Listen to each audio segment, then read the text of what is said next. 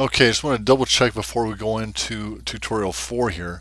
And we should have two game levels down here, titles and level 1. If we load titles, there's like this tile over here that contains our logic for it. And this logic has two behaviors in it. One that makes the label for Jones run. The other one says once, let's make the alert box. And so if I click this, it shows me the alert box. What else should have happened by now is we should have a scoreboard. So you can test the scoreboard by going to level 1 and playing. And when you click this and go to level 1, we see some boundaries, we see our scoreboard. And these tiles that we see out here are just objects we're going to use later to build our game with. And we've got score labels and lives labels, and we're in good shape. So I'm going to click, hold the escape button or click edit game at the bottom. And our next task is to start building our level. And because it's a single screen platform, we want to have walls to keep us in the level, and we want to have a floor to keep us from falling like forever. So let's go ahead and these are all the same object here, the same tile. So I can actually open this and edit it. And I'm going to start off by making walls. So let's edit the sprite. And rather than get real fancy and like paint on this, I'm going to click browse. And I'm going to open Pixel Blocks, I think. And there's a whole bunch of pre-made tiles in here. And this is the big version of it. It's all inflated and large, so you can paint pixels one at a time. So I'm just going to find something that looks like it could be a wall. I don't know, like this one. And I kind of want to make it more uniform, take those edges off. So I'm just going to paint on that a little bit. And I'm going to use this eyedropper to select that color. I'm going to use the paint bucket to click here and here. And now I've got a block I feel good about. So I can say OK. And notice that all those ones I made before from the same brick all got changed. So that's kind of good to know that you can change a whole bunch of them by changing the one that they all look like. So as long as they're the same type. And again, when I say type, there's a type here in the menu here for the object. So I'm going to call this wall.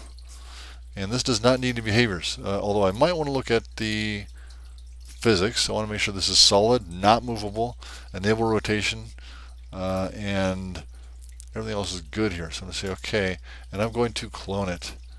So again, I want to kind of like be intentional and focused and not go off the path, as is easy to do. And I'm actually going to go a little bit higher so my player cannot jump out of the level. And I'm just going to drag down. And there we go. So now I'm going to click Done Cloning. And I probably want to test this.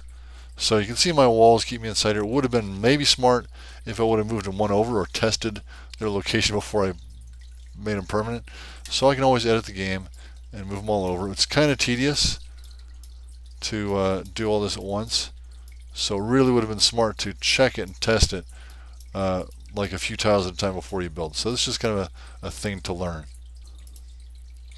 Okay, so I got them all moved, and while it wasn't horrible, it didn't take forever. It took me about 60 seconds. It's definitely 60 seconds of my life. I'm not getting it back again. No big deal. So now if I test this and play it now, I see the edges, and you could put them off the screen all the way if you want to. That's kind of up to you for design purposes. Now we want to make some platforms.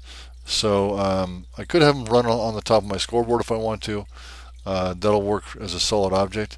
In fact, I think I might just do that. So I'm going to click here, and I'm really trying to maximize the use of my spacer. So I'm going to make this one's going to be a platform, and I'm going to edit the sprite. And there's a real easy platform to use in Browse, and it's in Pixel Blocks. And there's the very top one up here is grass.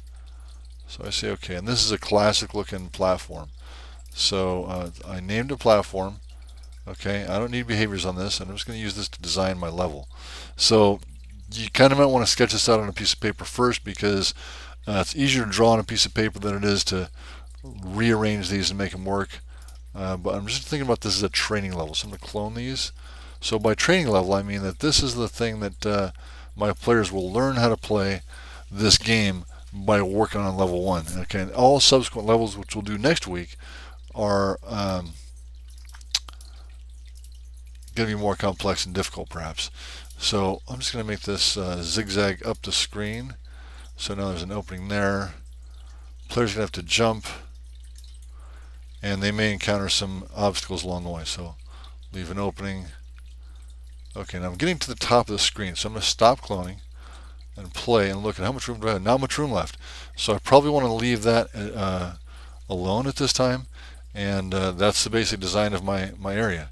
So next thing we're going to do is we're going to add a player to just practice having them run along and see if that helps us arrange the object any differently.